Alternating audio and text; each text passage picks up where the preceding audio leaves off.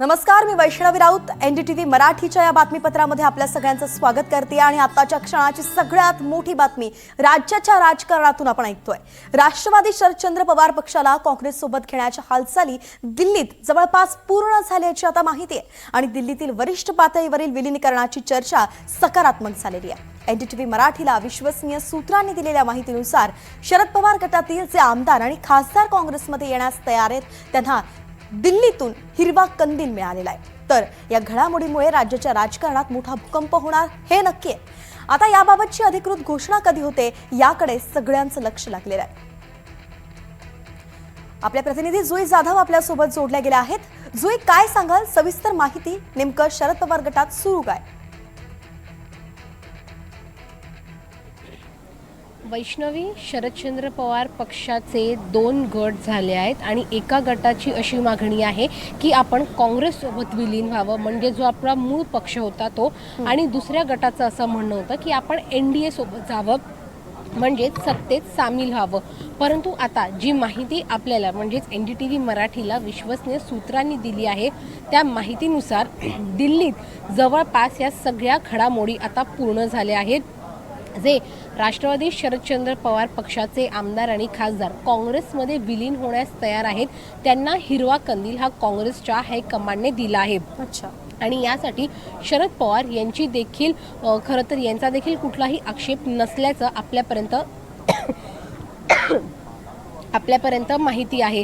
त्यामुळे आता अधिकृत भूमिकेकडे आणि अधिकृत स्पष्टीकरणाकडे सगळ्यांचं लक्ष आहे की राष्ट्रवादीचे जे आमदार आणि खासदार काँग्रेसमध्ये विलीन व्हायला तयार आहेत ते नेमके कुठले आहेत आणि ते कधीपर्यंत काँग्रेसमध्ये विलीन होतील आणि एनडीएमध्ये जाण्यास तयार आहेत, त्यांचं मतपरिवर्तन हे जे काँग्रेसमध्ये जाण्यासाठी आमदार तयार आहेत ते करू शकतील का आणि त्यांना देखील आपल्यासोबत काँग्रेस पक्षामध्ये विलीन होण्यासाठी ते सोबत येऊ शकतील का, याकडे सगळ्यांचं लक्ष आहे। परंतु ही निश्चितच एक मोठी बातमी आहे, कारण का राष्ट्रवादी शरदचंद्र पवार पक्षाला आपल्या सोबत घेण्यासाठी काँग्रेसकडून दिल्लीतूनच हिरवा सिग्नल मिळाला आहे। त्यामुळे ह्या आता ज्या घडामोडी आहेत त्यांना निश्चितच वेग येणार आहे दोन्ही पक्षाच्या विलीनीकरणाला।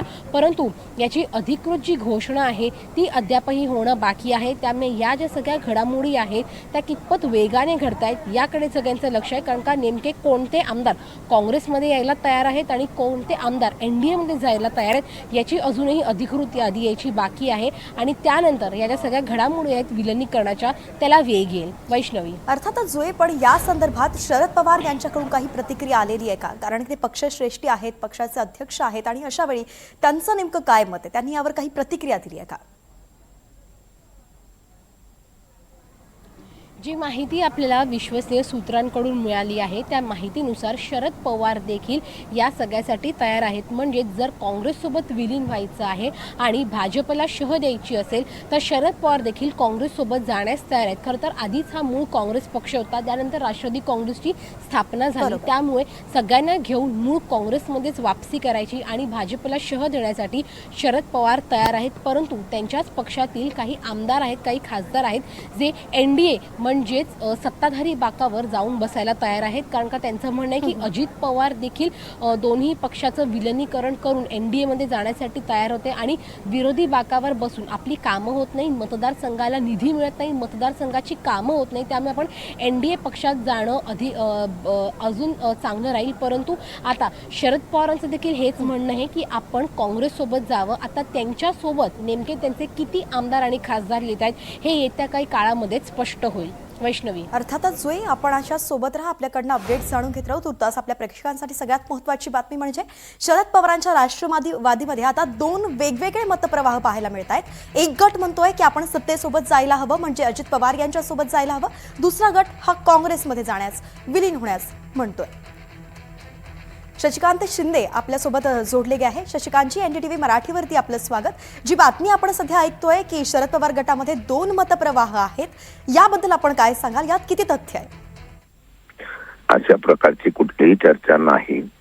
आता उद्धव बाळासाहेब ठाकरे यांच्या पक्षाची बातमी संपल्यानंतर आता शरद पवार पक्षाच्या बातम्या सुरू झालेल्या आहेत। अशी कुठलीही चर्चा नाही। कालही आम्ही सगळे एकत्र आंदोलनाला होतो आणि अशी ह्या पक्षात विलीन त्या पक्षात विलीन, मग अजितदादा गटामध्ये जाणार का काँग्रेसमध्ये जाणार असा मतप्रवाह काही नाही आहे। पवार साहेबांनी त्या दिवशी स्पष्ट शब्दात सांगितलेलं आहे की आमचा कुठलाही आमदार खासदार फुटणार नाही. तशा पद्धतीने आम्ही निर्णयामध्ये एकमताने आहोत आणि आमचं कामकाज आता पक्षवाढीच्या संदर्भातून चालू आहे. शशिकांतजी, आपण म्हणताय की कुठलीच अशी चर्चा नाही आणि सगळे एक आहोत, पण असंच काही दिवसांपूर्वी ठाकरे सेनेसोबत ठाकरे गटासोबत झाल्याचं आपण पाहिलं की बैठकीला सगळे ऑनलाईन पद्धतीने उपस्थित राहिले, एकत्रित आहोत सांगितलं, मात्र नंतर वेगळे ते झालेच आहे, सत्तेसोबत गेलेच आहे. तर असं काही आपल्याला पाहायला मिळतंय का? या संदर्भात काही दक्षता घेतली जाते का की असं होऊ नये म्हणून?